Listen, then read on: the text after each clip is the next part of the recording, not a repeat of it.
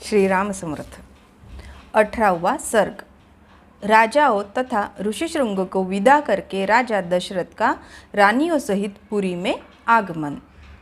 श्री राम, भरत, लक्ष्मण तथा शत्रुघ्न के जन्म, संस्कार, शील स्वभाव एवं सद्गुण। राजा के दरबार में विश्वामित्र का आगमन और उनका सत्कार। महामना राजा दशरथ का यज्ञ समाप्त होने पर देवता लोग अपना अपना भाग ले जैसे आए थे वैसे लौट गए। दीक्षा का नियम समाप्त होने पर राजा अपनी पत्नियों को साथ ले सेवक, सैनिक और सवारियों सहित पुरी में प्रविष्ट हुए। भिन्न भिन्न देशों के राजा भी महाराज दशरथ द्वारा यथावत सम्मानित हो मुनिवर वशिष्ठ तथा ऋषिशृंग को प्रणाम करके प्रसन्नतापूर्वक अपने अपने देश को चले गए। अयोध्यापुरी से अपने घर को जाते हुए उन श्रीमान नरेश के शुभ्र सैनिक अत्यंत हर्षमग्न होने के कारण बड़ी शोभा पा रहे थे।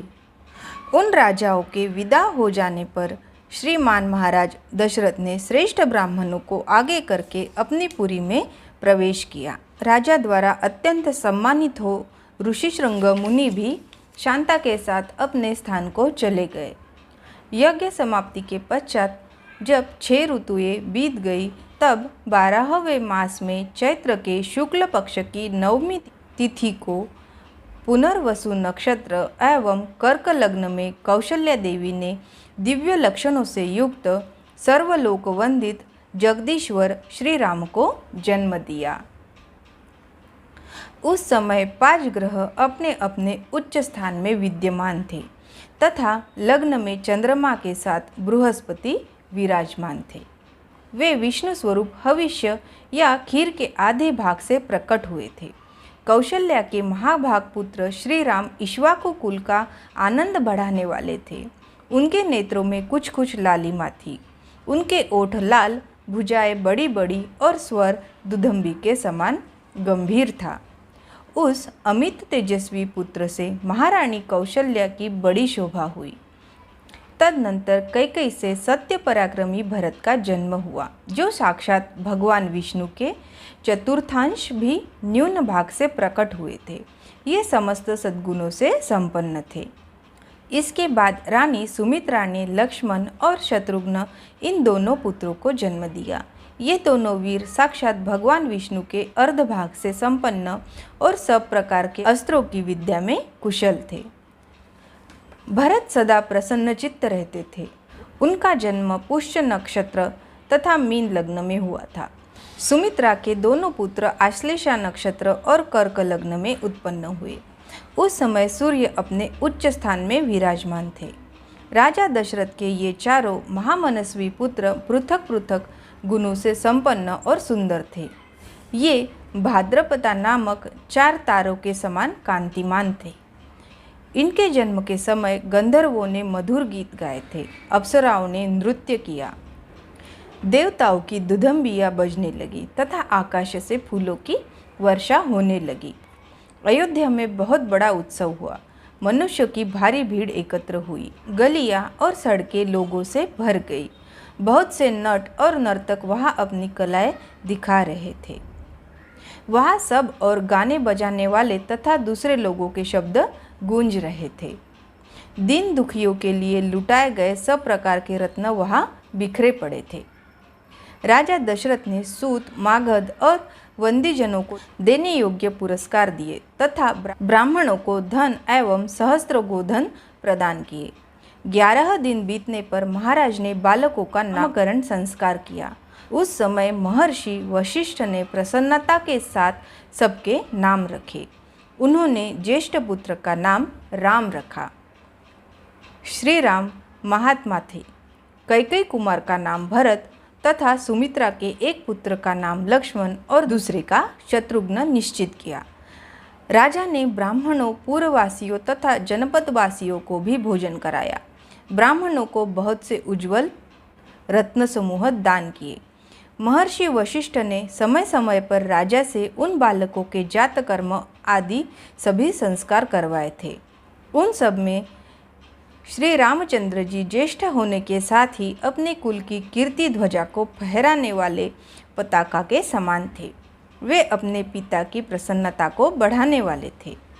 सभी भूतों के लिए वे स्वयंभू ब्रह्मा जी के समान विशेष प्रिय थे। राजा के सभी पुत्र वेदों के विद्वान और शूरवीर थे। सबके सब लोकहितकारी कार्यों में संलग्न रहते थे। सभी ज्ञानवान और समस्त सद्गुणों से संपन्न थे। उनमें भी सत्य पराक्रमी श्री रामचंद्र जी सबसे अधिक तेजस्वी और सब लोगों के विशेष प्रिय थे।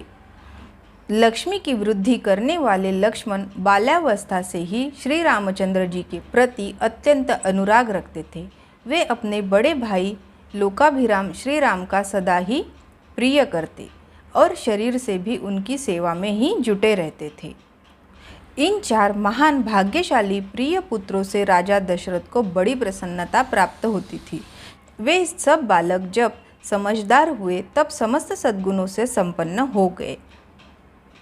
वे पुरुष सिंह राजकुमार प्रतिदिन वेदों के स्वाध्याय, पिता की सेवा तथा धनुर्वेद के अभ्यास में दत्तचित्त रहते थे।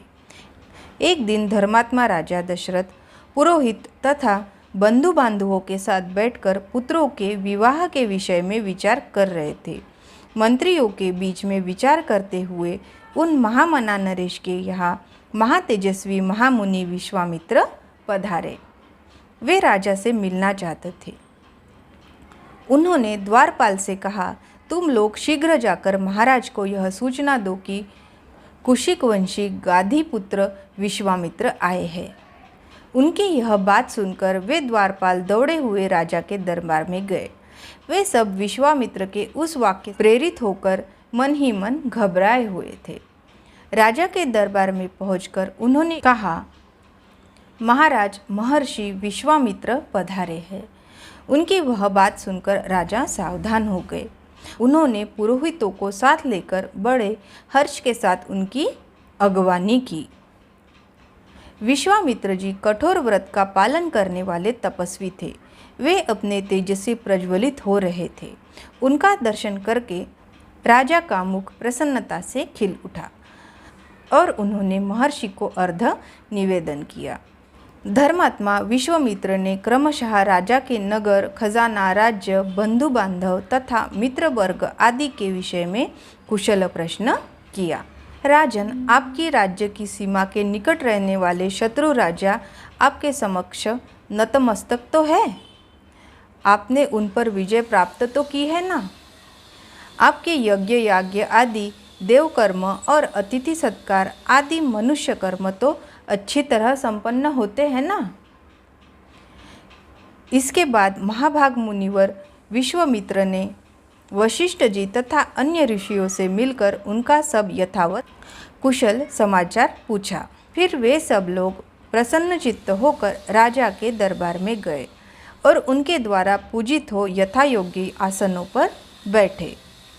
तदनंतर राजा दशरथ ने विश्वामित्र जी की प्रशंसा करते हुए कहा, प्रभु, आपके दर्शन से आज मेरा घर तीर्थ हो गया। मैं अपने आप को पुण्य क्षेत्रों की यात्रा करके आया हुआ मानता हूँ। बताइए, आप क्या चाहते हैं? आपके शुभागमन का शुभ उद्देश्य क्या है?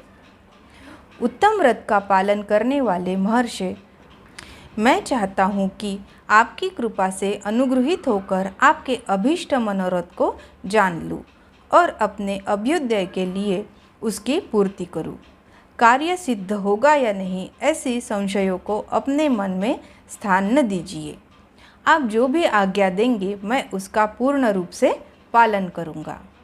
मनस्वी नरेश के कहे हुए ये विनय युक्त वचन, जो हृदय और कानों को सुख देने वाले थे, सुनकर विख्यात गुण और यश वाले शम, दम आदि सद्गुणों से संपन्न महर्षि विश्वामित्र बहुत प्रसन्न हुए। इस प्रकार श्री वाल्मीकि निर्मित आर्ष रामायण आदि काव्य के बालकांड में 18वां सर्ग पूरा हुआ। श्री राम समर्थ।